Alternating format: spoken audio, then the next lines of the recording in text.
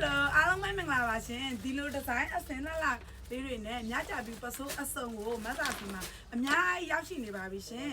စက်ရုံမှာယူရောင်းချင်တဲ့ညီမလေးတွေအတွက်လည်းငါးခွင်းအားစပြီးတော့လက်ကားစင်းနဲ့ပေးနေပါပြီရှင်ဒါကတော့အထူးသတင်းကောင်းလေးပါရှင်နောက်ဆိုရင်တဲလေးတို့အတွက်ဘာယူငါးတွေကနေစောက်လို့ရပါတယ်ငါးတွေကနေစောက်လို့ရတယ်တခြားပစ္စည်းလေးတွေထည့်လေးဆိုတော့သုံးတွေကနေရင်စောက်ပြီးတော့မဆာလက်ကားစင်းတိတက်နဲ့တိတက်လို့ပြီးမှဖြစ်ပါတယ်ဒါကတော့လက်ကားယူရောင်းချင်တဲ့လက်ကားသမားလေးတွေအတွက်ပဲတိတက်ဖြစ်ပါတယ်ရှင်ဒီလိုပစိုးလှလေးဆိုရင်မဆာတို့ကငါးတွေယူရနဲ့လက်ကားစင်းတိတက်နဲ့ရမှာဖြစ်ပါတယ်ရှင်ခုတော့မဆာစီမှာ